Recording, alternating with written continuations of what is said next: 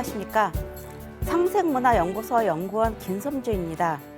오늘 여러분과 함께 얘기를 나눠볼 내용은 중국 성씨의 기원과 사망오제란 주제입니다. 1부와 2부로 나눠서 여러분께 말씀드리겠는데 1부는 주로 중국 성씨의 기원과 유래에 관한 것을 중심으로 말씀드리고 2부에는 중국 성씨의 기원과 사망오제에 관한 내용을 말씀드리겠습니다. 그래서 첫 번째로 우선은 일부로서 중국 성씨의 기원을 중심으로 말씀드리겠습니다.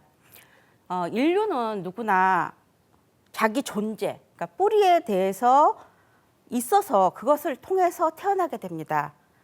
그런데 우리 민족은 그 기본적인 뿌리 역사가 왜곡되었고 또한 상실되었기 때문에 자신의 근본 뿌리 역사를 제대로 알지 못하고 있는 실정입니다. 자신의 역사를 잃어버린 민족은 미래로 나아갈 동력이 없게 됩니다. 이래서 이 원시반복하는 시대를 맞이해서 이제 우리는 자신의 뿌리를 회복해야 될 것 같습니다. 오늘 여러분께 말씀드릴 내용은 중국 성씨의 기원과 사망오제라는 제목입니다. 그러면 여러분이 의아하게 생각할 수도 있을 것 같아요. 왜 지금 여태까지 한민족의 뿌리 역사를 회복하자고 하면서 중국 성씨의 기원을 주제로 하였나라는 의문이 생길 것입니다. 그 점에 관해서는 이제 사망오제를 다루면서 차차 얘기를 나눠보도록 하고요. 그런데 성씨와 자신의 뿌리 문화의 관계에 대해서는 여러분이 쉽게 이해를 할 수 있습니다. 왜냐하면 사람은 누구나 태어나면 반드시 성을 갖게 되고 그 성씨의 근원을 거슬러 올라가면 자신의 뿌리 문화에 이르게 되기 때문입니다. 중국은 문헌학상에서 가장 먼저 문헌상에 성이 기록된 나라입니다. 그리고 그 중심에는 사망오제라는 인물들이 존재하고 있습니다. 그 사망오제로 거론되는 인물은 지금 정확하게 뭐라고 나오진 않았지만 대체적으로는 황제, 복희, 신농, 요순 등을 들고 있습니다. 우리가 다음 2부에 가서 사망오제에 대해서 얘기를 나눌 때 이들과 동이의 관계에 대해서 제가 자세히 말씀드리겠지만 그들은 동이의 대부분이 대표적인 인물들로서 근원을 따지자면 우리의 조상과 밀접한 연관을 가지고 있습니다. 중국 정부는 동이족의 조상인 복희와 신농, 치우천왕 등을 지금 현재 자신의 조상으로 모시고 있습니다. 이것은 바로 남이 조상을 자신의 조상으로 삼는 소위 말하는 함부역조, 자기의 조상을 바꾸는 죄를 범하는 일입니다. 우리가 지금부터 사망오제의 대표적 인물들의 성씨의 기원을 살펴서 그들의 뿌리 역사를 추적해 보겠습니다.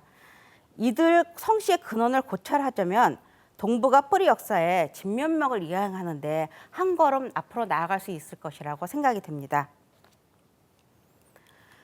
오늘 이번 첫 번째 시간에는 주로 중국 성씨의 기원 부분을 중심으로 해서 말씀드리겠습니다. 중국 성씨의 기원에서 중요한 것은 우선 성의 기원과 씨의 기원을 먼저 살펴봐야겠죠. 가장 먼저 나온 것이 성의 기원입니다.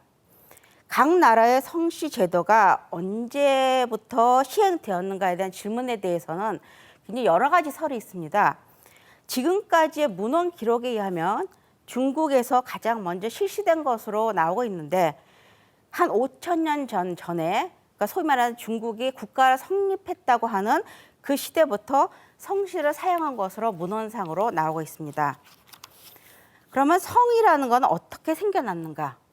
여기 설문해자에 보면 성하고 인소생야, 고지 신성모, 감천이 생자, 고칭 천자, 종려 종생이라고 설문해자에 보면 나와 있습니다. 이거는 무슨 말이냐면 성은 사람이 태어난 바이다 혹은 성은 사람이 낳은 바이다. 성소생야죠. 옛날 신령스러운 어머니는 모두 하늘에 감응하여 자식을 낳았는데 고로 하늘의 아들이라고 불렀습니다.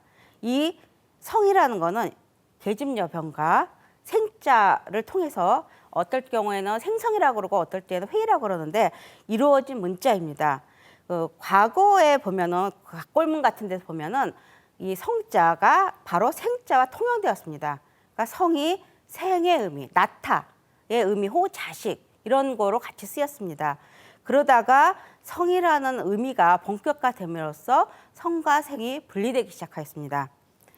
설문해제에서 설명하였듯이 성과 생이라는 그 자체에 이루어진 글자인 여와 생으로 이루어진 성이라는 것은 중국의 가장 오래된 성이라고 볼 수 있습니다. 그래서 대표적으로 사씨라든지 희씨라든지 뭐 이런 그 요씨라든지 영, 강 이런 성들이 주로 있는데 여러분이 보시면 알겠지만 대부분이 옆에 부수가 계집여자입니다. 이거는 무엇을 의미하냐면은 성이라는 것이 목의 시족사회의 산물임을 말해주는 것입니다. 그런데 북의 사회로 가면 당연히 이 성이라는 의미가 그럼 변할 수밖에 없게 되겠죠. 이는 또한 강수라든지 희수라든지 요호 등 그들이 거주하는 지명이나 산 혹은 강을 그 성씨의 이름으로 삼았습니다. 이 또한 중국의 성은 뭐와 관련이 있냐면 토템과도 밀접한 관련이 있습니다. 목의 사회의 산물인과 더불어서 토템하고 밀접한 관계가 있는데 중국이 소위 말하는 하상주 혹은 하원주라 그러죠. 하상주의 성인 사자와 사자는 하나라의 성씨입니다. 그다음에 상나라의 성씨인 자자와 주나라의 성씨인 희자 모두 토템의 근원을 두고 있습니다. 예를 들어서 보면은 세본이라는 곳에 나와 있기를 사에 대한 유래에 보면은 우리 모친 수기는 율무라는 식물을 삼키고 임신하여 우를 낳았다라고 해서 이것이 율무 토템, 율무가 의이죠. 중국에서 쓰일 때는 토템입니다. 그 하족이 어떤 토템을 갖고 숭배했는지에 대해서는 일치된 것이 없지만 성씨 자체에 보면은 율무 토템에서 나왔다는 것을 볼 수 있습니다. 왜냐하면은 이 의의 이자와 사자의 사성의 사자는 과거에는 같은 의미로 통용되었습니다. 지금은 우리나라 발음으로 해서 달라졌지만 그 당시에는 같이 써였기 때문에 이 사라는 것은 이라는 것에서 나왔다. 그래서 율무 토템이라고 부르고 있습니다. 물론 하나라도 이런 토템 외에 용 토템이라든지 아니면 필요에 의해서 물고기 토템 혹은 곰 토템 여러 가지가 있지만 성을 이루는 데는 그 율무 토템이 하나의 배경이 되고 있습니다. 상족의 토템은 일반적으로 현조는 뭐냐 하면은 일반적으로 말해서 연자라고 부릅니다. 제비알이죠. 제비알 이것으로 알려지겠습니다. 그래서 이것이 자성의 유래인데 사기에 보면은 은나라 혹은 상나라의 시조인 설이라는 사람에 대해서 그의 모친인 간적이라는 사람이 그 현주의 알을 삼키고 설을 낳았다라는 데서 자성이 유래되었습니다. 자자는 알을 의미합니다. 특히 여기서는 그 제비알을 의미하기 때문에 대부분이 이렇게 어떤 토템을 이루는 성을 갖고 연결될 때는 그 나라의 성을 보면은 그 토템과 성에 밀접한 관계를 갖고 있다는 것을 알 수 있습니다. 그러면 이 처음에 생긴 것이 성인데 우리가 일반적으로 말할 때 성을 말할 때는 성씨라 그러죠. 지금은 성이라는 말보다는 무슨 씨라는 씨라는 의미를 많이 쓰이고 있습니다. 그러면 성과 씨는 어떻게 기능을 했고 통합이 되었는가라는 점에 대해서 잠깐 살펴보겠습니다. 통감외기라는 것에 보면은 성은 씨의 근원이고 씨는 성의 분파다. 성은 혈통을 구분해 주지만 씨는 자손을 구분해 준다라고 되어 있습니다. 그 송대 사학자인 정초의 통지 시종약이라는 것이 있는데 이 시종약이라는 것은 그 중국 성씨를 이해하는 데 가장 중요한 문헌입니다. 그래서 시종약을 통해서 중국 성씨를 이해하는 데 많은 자료를 얻게 됩니다. 우리나라의 성씨를 보기 위해서는 이러한 중국 그 시종약과 같은 문헌이 없기 때문에 사실은 굉장히 힘들고 어렵지만 이 어떤 중국에서는 초기부터 적어도 초기부터 이런 시족에 대한 그 자료가 굉장히 발달되어 있음을 볼 수 있습니다. 여기서 보면은 3대 지전의 성씨 분이 위. 그래서 남자는 칭씨, 부인은 칭성. 그러니까 남자는 씨를 칭하였고 여자는 성이라고 칭하였다. 그러니까 남자와 관계, 부계와 관계된 것은 씨고 모계와 관계된 것은 성이라고 알 수 있습니다. 삼대지 후에는 성씨 합의위일, 그러니까 그 하은주 시대가 지내고 춘추 전국시대 이후에는 씨성이 하나로 통합되었다라고 나와 있습니다. 이렇게 보면은 초기에는 성을 위주로 사용하였고 씨는 나중에 사용하였다는 것을 우리가 알 수 있습니다. 또한 앞에 살펴봤듯이 성은 주로 어머니 계통을 이어받는 것이고 씨는 아버지 계통을 의미하는 것입니다. 또 하나는 성이라는 것은 자신의 혈통을 직접적으로 나타내는 말이지만 씨는 혈통보다는 그 출신 지역을 많이 의미하는 것이었습니다. 이후 모계 사회에서 부계 사회로 전환됨으로써 성과 씨가 통합된 형태로 되었습니다. 그러니까 성과 씨가 따로 있는 게 아니고 성과 씨가 하나로 된 것인데 여기서 씨라는 것이 일반적으로 많이 붙이게 됩니다. 씨의 이름은 그 성격은 근본저 혹은 밑저, 그러니까 기초라는 의미에서 나온 것입니다. 그러니까 뿌리라는 것입니다. 그러니까 이 씨는 주로 국명이나 지명에서 따왔지만 그 근본적인 자료로서는 자기의 그 뿌리를 알 수 있다라는 데서 이름이 시작되었습니다. 우리가 중국의 성씨를 살펴보기 전에 잠깐 서양하고 한국하고 일본의 성씨 현황에 대해서 잠깐 살펴보겠습니다. 주로 이제 한국의 성씨와 관계된 거를 주로 살펴보겠는데요. 그 서양의 성씨에 대해서 보면은 성씨가 나타나는 것은 당연히 문화권마다 차이가 있습니다. 같은 서양이라도 고대 로마에는 가문마다 이름이 있어서 그 성씨 역할을 했지만 그보다 더 먼저 문화권을 형성했다는 그리스에서는 성씨가 없고 이름만 있었다고 합니다. 예를 들어서 여러분이 잘 아는 플라톤, 소크라테스, 아리스토텔레스 이런 사람들은 모두 그냥 이름만 불렀죠. 어떤 성이 없었습니다. 그러다가 만약 동명이인이 가장 많이 생기겠죠. 이런 경우에 대비해서 뒤에 출신지를 붙여서 구별을 하였다고 합니다. 점차적으로 문화가 발달되고 교류가 활발해지면서 이름만으로는 사람을 구별할 수 없게 되자 자연스럽게 성씨를 쓰게 되었는데요. 이런 기본적인 것은 거의 그 동서양을 막론하고 대부분 그 나타나는 현상이 많은 것이 뭐냐면 어느 지역, 특징적인 것으로 어느 지역에 일한 어떤 지역 주민이라는 이름이 성씨가 된 경우가 굉장히 많습니다. 예를 들어서 버튼이라는 그 성씨가 있는데 이 버튼가의 조상은 노르만 정복이고 잉글랜드로 이주해서 그 어떤 버튼 지역을 장악했다고 합니다. 그래서 버튼이라는 유명한 성이 나오게 됐는데 여러분이 혹시 아는 티모시 버튼이라는 유명한 감독 이 버튼가에서 나온 것입니다. 또한 그 서양의 성씨의 특징의 하나는 누구누구의 자손이다라는 것을 드러내고 있습니다. 그러니까 가문을 굉장히 중시하고 있죠. 이런 가문은 초기에 이태리나 어떤 프랑스 이런 쪽에서 많이 나오고 있는데 대부분이 뭐 이태리 출신의 굉장히 높은 가문의 사람들은 이것을 강조하기 위해서 성씨에 계속적으로 나타냈습니다. 그래서 알레그리라는 어떤 성을 쓴다면 이 가문은 이탈리아 피렌체의 굉장히 유명한 가문이다라는 것을 알 수 있습니다.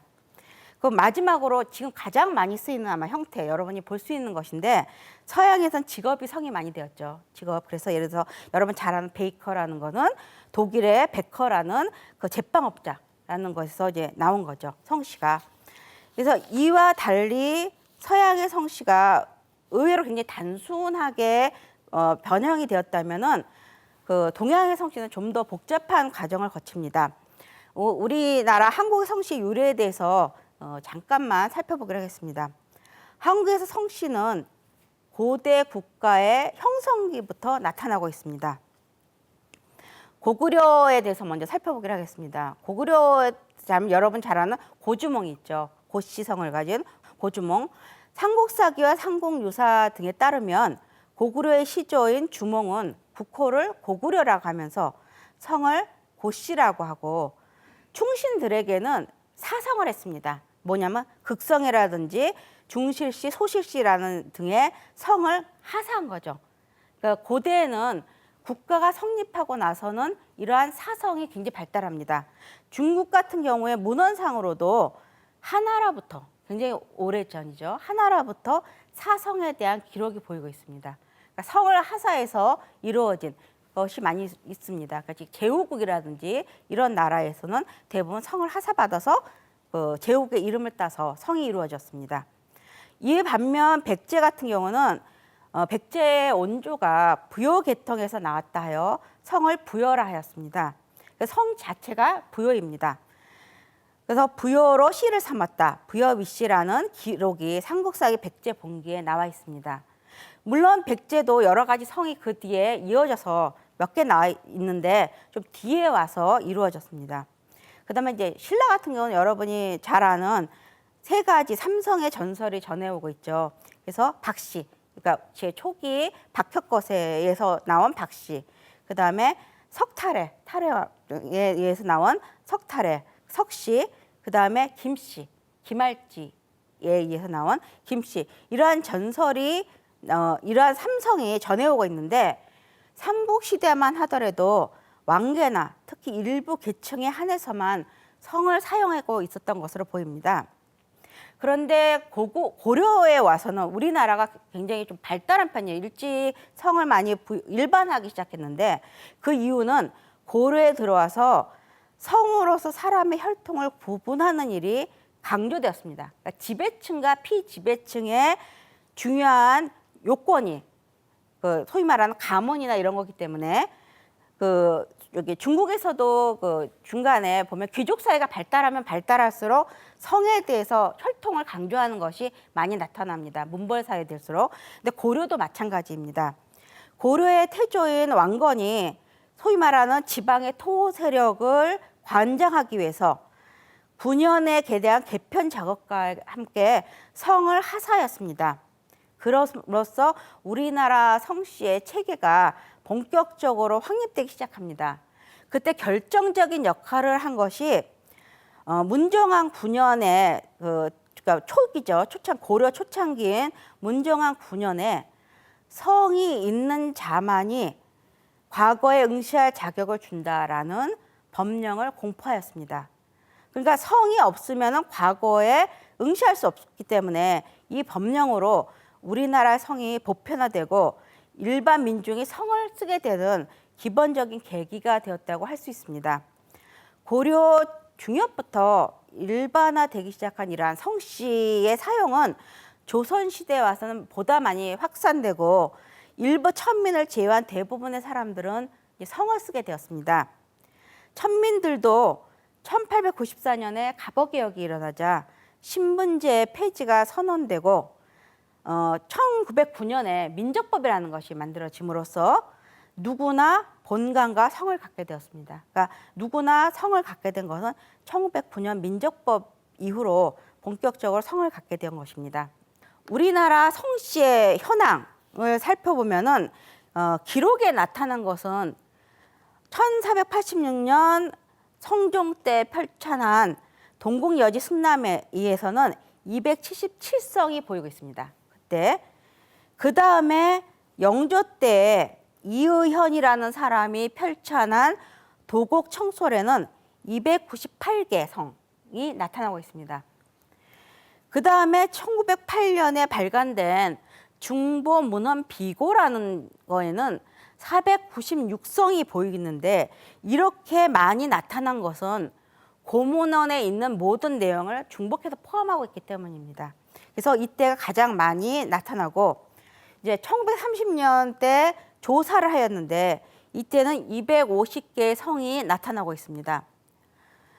그 다음에 1960년대 거가 조사에는 258개 성이 나타나고 1985년 인구 센서스에는 274개 그리고 그 다음에 마지막으로 된 것이 2000년입니다. 2000년에 와서는 우리나라에서 286개의 성과 4179개의 본관이 있는 것으로 나오고 그 이후에는 조사가 이루어지지 않았습니다. 근데 이때 특이한 거는 2000년에 와서는 기와성씨가 442개로 기와성씨가 굉장히 많이 집계되었다는 것이 특징적인 것입니다.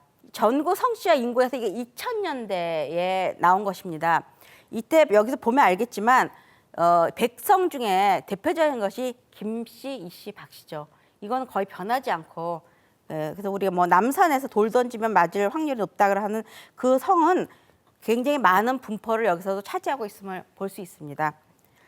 예, 우리나라의 성이 이렇게 비교적 초기부터 일찍 발달한 거에 비해서 일본의 성씨는 굉장히 늦게 발달했답니다. 그 이유는 그 전에는 일본에서 성을 가진 사람들은 대부분 무사 이상의 계급만이 가졌다고 합니다. 메이지 유신 이전에. 근데 그러니까 거의 10%도 안 되는 수가 성을 가졌는데 평민은 오랫동안 성씨가 없고 이름만 가지고 있었습니다. 그런데 메이지 유신 이후에 성을 부여하여 그 당시에 갑작스럽게 성이 많이 이루어지게 됩니다. 왜냐하면 메이지 유신 이후 일본 정부가 주장한 것이 국민이 모두 성을 붙이지 않으면 안 된다. 국민은 누구나 성을 가져야 된다라는 명령을 내리게 됩니다.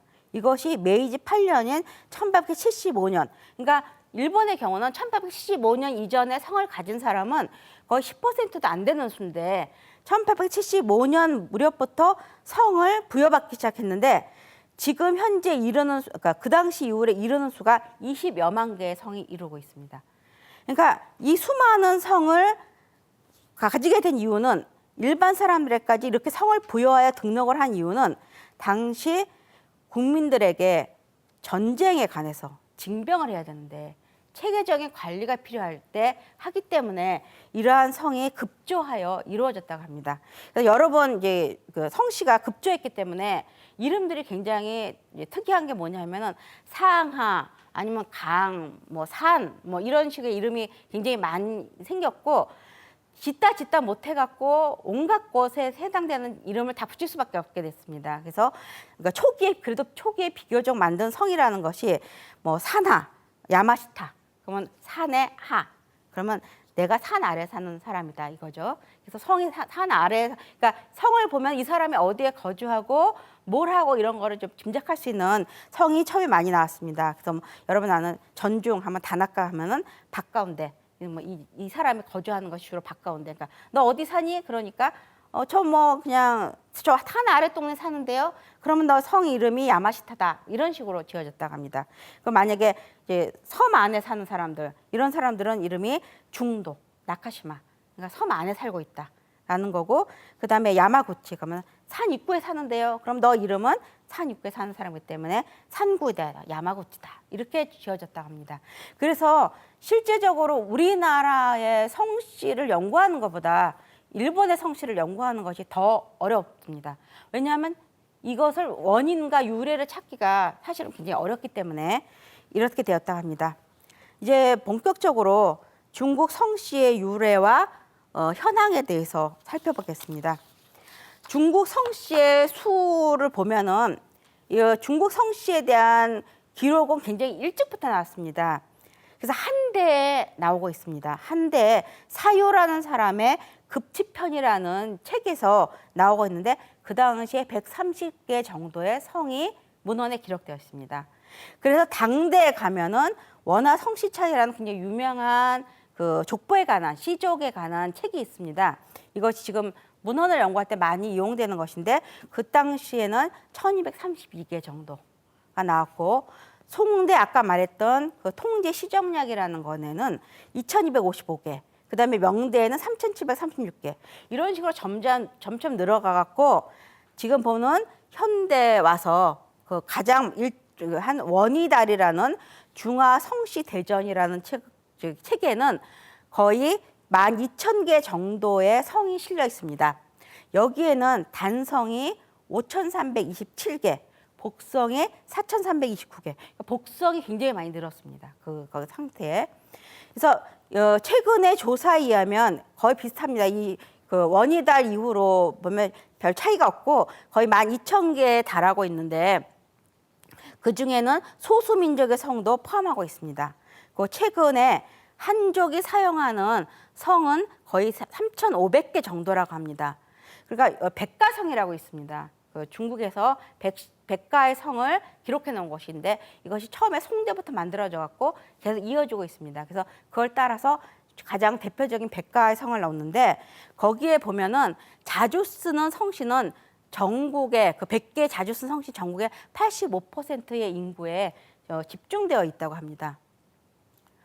그리고 그 애틀랜틱 월간지라는 그 중국 문제 전문 해당되는 그 사람이 거기에 기재한 내용에 보면은 중국 성씨 지리 분포라는 문장을 실었는데 여기에 보면은 그 87% 중국 인구가 100개 상용 성씨를 사용하며 그중에 5분의 1 중국인들이 우리나라의 기미박을 능가하게 이씨, 왕씨, 장씨 성을 사용합니다. 그러니까 우리나라 인구수에 비해서 이 중국 인구수는 엄청 많으니까 거의 지금 13억을 능가하는 인구수니까 거의 3억에 가까운 지금 거기 그 당시에는 2.75억 정도의 인구가 이씨 아니면 왕씨 아니면 장씨라는 것입니다. 이렇게 많은 성을 차지하고 있습니다, 현재. 그리고 또 하나의 특징은 중국 성씨들이 집중한 지방이 있는데 이렇게 아까 말했더니 5분의 1, 20% 이상을 차지한 이씨, 왕씨, 장씨 3대 성은 주로 중국 동북 지구에서 많이 출현하였습니다. 이 지방들에는 그렇기 때문에 이 이씨, 왕씨, 장씨가 한족의 성씨이기 때문에 이 지방들에서는 중국 한족 인구 비율이 가장 높습니다. 여기서 보면은 그 미국 애틀랜틱 월간지라는 거 보면은 이 보면 제일 빨간 거 보면은 이 동북지구에 다 몰려 있는 것을 여러분이 볼 수 있습니다. 더 보면은 이제 이 성들은 그래도 분포가 여러 가지로 나뉘어서 이제 있는 걸 볼 수 있습니다. 각지 분포했지만 많이 분포한 지역은 이제 이렇게 나누어질 수 있고, 그다음에 이제 여기는 이제 성을 갖고 했는데 주로 그렇지만 이제 이 성은 골고루 분포된 비해서 왕씨나 장씨는 한쪽으로 몰려 있는 것을 볼 수 있습니다. 이것이 볼 수 있고, 그 다음에 했는데, 근데 지금 현재 그 모든 성이 그러면은 다 동북지구에 몰려 있느냐? 그런 건 아닙니다. 예를 들어서 진씨 성 있죠. 진씨 성을 가진 사람들은 대부분 중국 남동쪽, 남쪽에 많이 몰려 있다고 합니다. 그래서 대만의 경우는 진씨가 가장 최대 성씨입니다. 대만의 경우. 그리고 홍콩에도 진씨가 굉장히 많습니다. 그러니까 남쪽에서 분포됐고, 마씨, 말 맞자의 마씨 성은 주로 북서부 지구에 대량으로 왔는데, 이건 아마 그들이 말을 타고 많이 다녔기 때문에 이제 성씨가 거기서 많이 나왔다고 볼 수 있습니다. 그리고 최근에 등장하고 있는 새로운 성씨가 있습니다. 왜냐하면 성씨와 성씨를 붙여서 복성으로 만드는 겁니다. 그 이유는 중국의 그 자녀 정책이 지금은 약간 완화되었지만 그 전에는 외동인 자녀들이 많습니다. 그래서 한 집안의 자녀가 다른 집안의 자녀가 결혼하면 그 집안은 한 개의 성을 가질 수밖에 없지 않습니까? 그러면 한쪽은 자기 후대에 영향을 미치는 성이 없어지는 겁니다. 그래서 지금은 그걸 별로 중시하지 않기 때문에 예를 들어서 뭐 진씨하고 왕씨가 결혼한다 그러면 뭐 진왕성이라든지 뭐 이런 식으로 붙였다고 합니다. 근데 그거는 정확하게 찾아보지 못했어요. 그러니까 뭐 남자성이 앞인지 여자성이 앞인지 이거는 제가 찾아보지 못했는데 그런 식으로, 그리고 지금은 그런 거에 대한 관념이 많이 약해졌기 때문에 그 성에 대한 관념이, 성씨에 대한 관념이 굉장히 약해진 것 같습니다. 이렇게 해서 보면은 근데 그럼 중국 성씨는 어떻게 유래되었나, 어떻게 만들어졌나, 우리가 앞에서 잠깐 다루었기 때문에 여러분이 좀 앞에서 좀 봤을 거예요. 근데 이거를 체계적으로 나눈 것이 통제 시정약이라는 책. 아까 제가 말했죠. 그 문헌, 중국 성씨에 대한 것을 연구하는 데 있어서 가장 빼놓을 수 없는 책이 이 통지 시정약이라는 것이 문헌입니다. 여기에는 성씨의 취득 형태를 약 32가지 정도로 나눠서 보고 있습니다. 그 중에서 가장 대표적인 건 몇 가지만 여러분께 말씀드리겠습니다. 가장 많이 이루어졌다고 생각하는 거를 말씀드리겠습니다.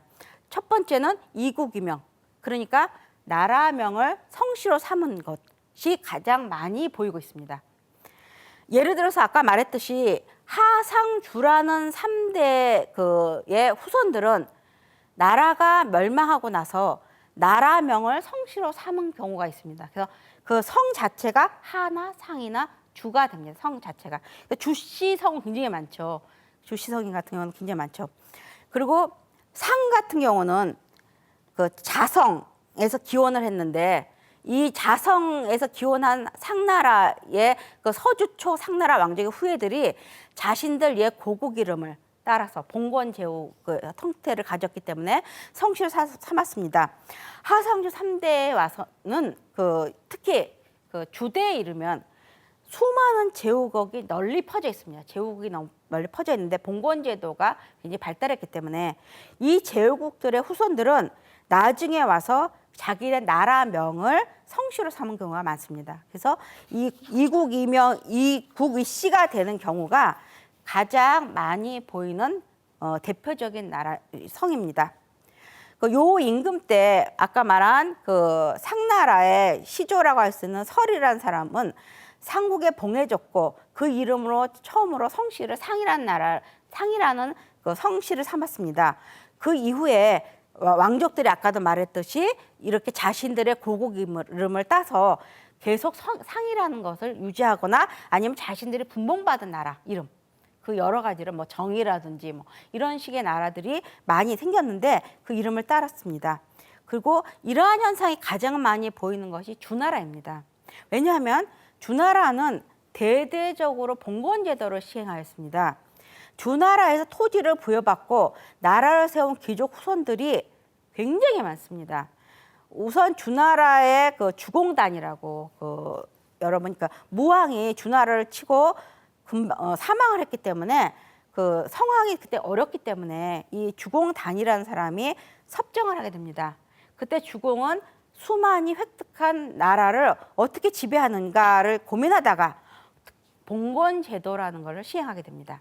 이 봉건제도를 시행함으로써 그 주왕과 성왕 시기에 71개의 제후국이 세워졌고 그 다음에 나머지 그 이후로 계속해서 많은 나라가 세워지게 됩니다.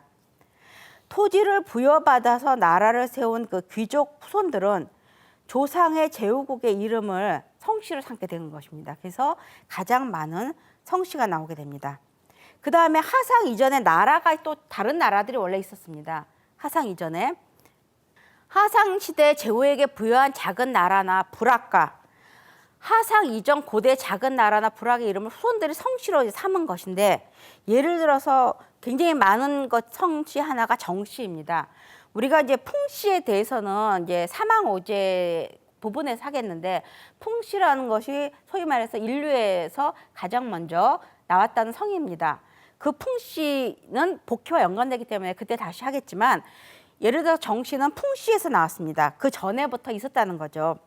이것이 나오게 된 이유는 여러분 전욱이라고 알죠? 전욱씨라고 하죠. 그 사람이 그 어떤 사람을 임명해서 제사를 보게 하고 또 어떤 사람을 임명하여 무슨 불을 다스리는 일을 하고 이렇게 하여서 그러한 사람들의 후손이 정이라는 곳에 봉해집니다. 왜냐하면 굉장히 중요한 역할을 한 사람들의 후손이기 때문에.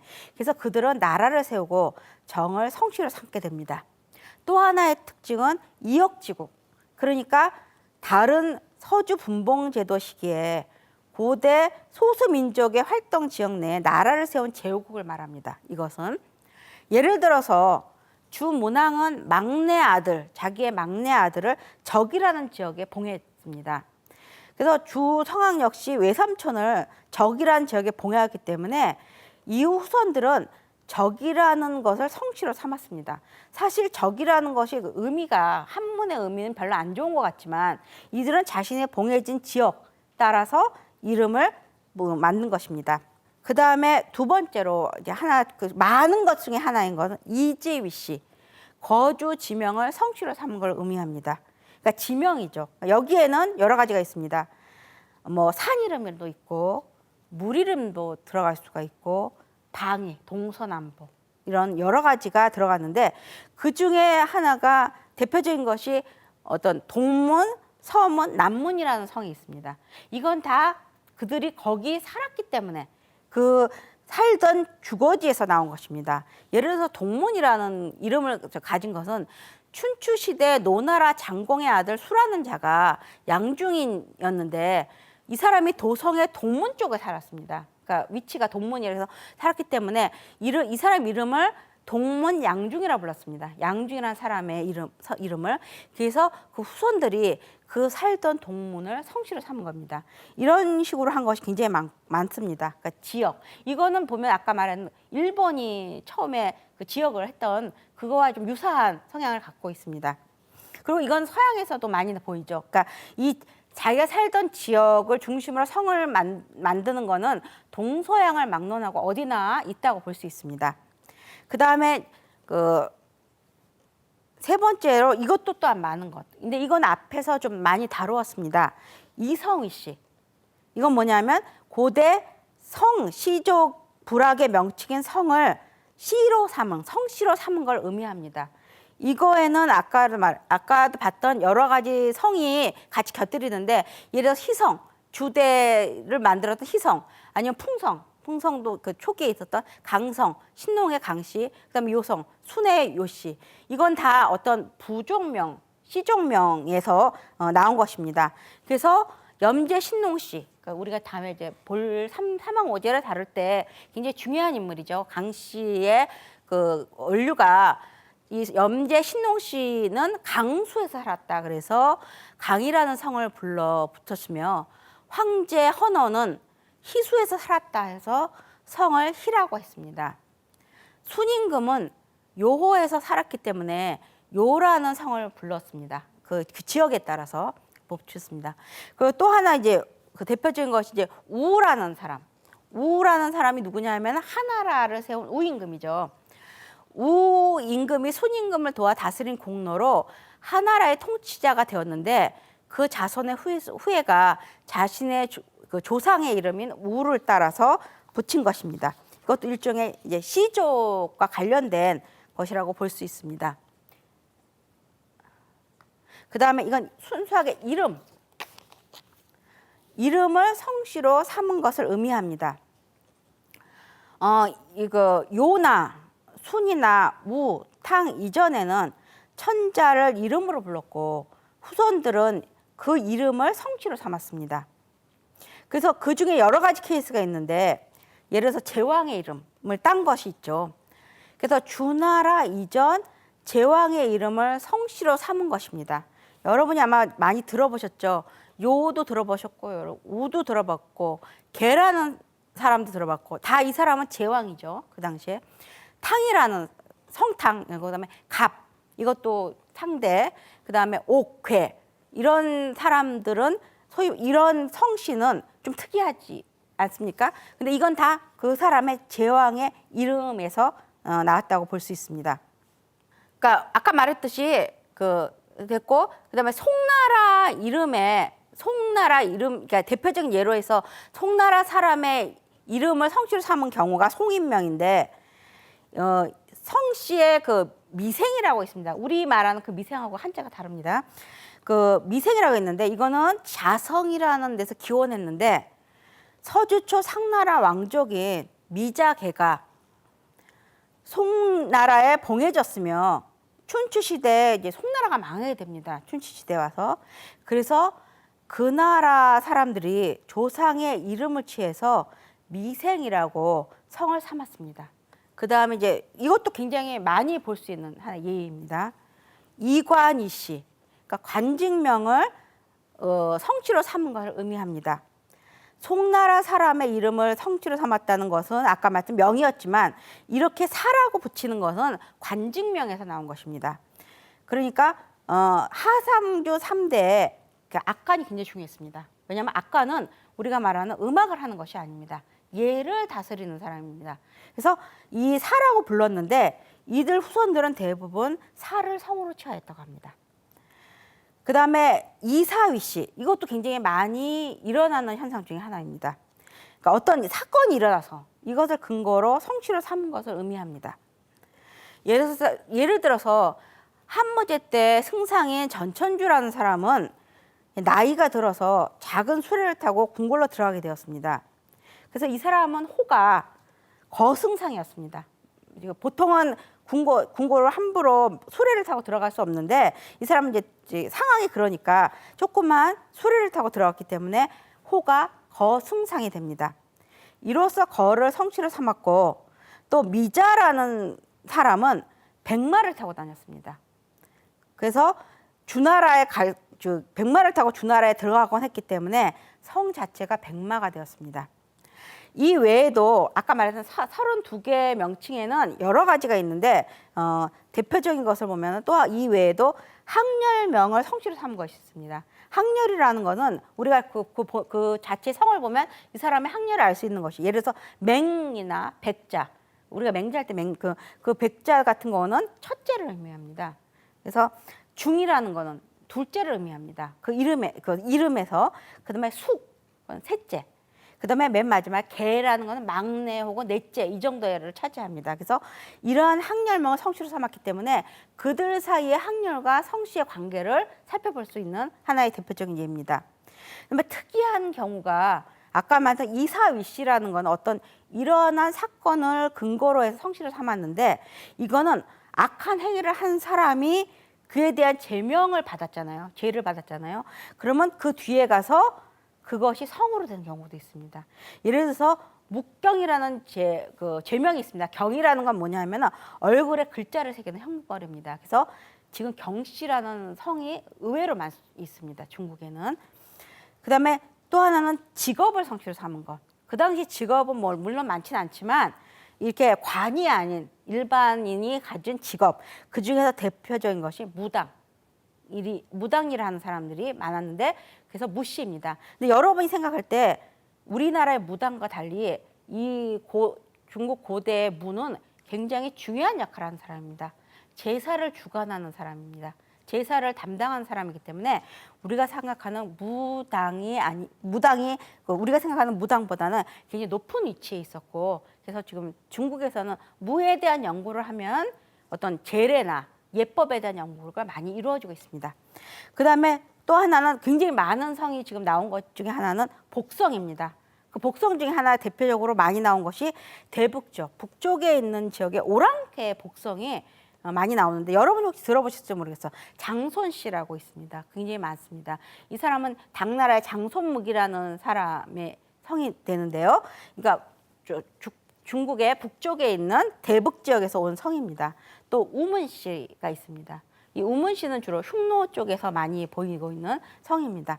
이런 거에서 왔기 때문에 복성으로서 지어졌고요. 그다음에 여러분 또 모용씨라고 아마 들어보셨을 거예요. 이 모용씨도 이런 식으로 해서 이름을 붙여주니까 지금은 점차적으로 복성이 많이 늘어가고 있는 실정입니다.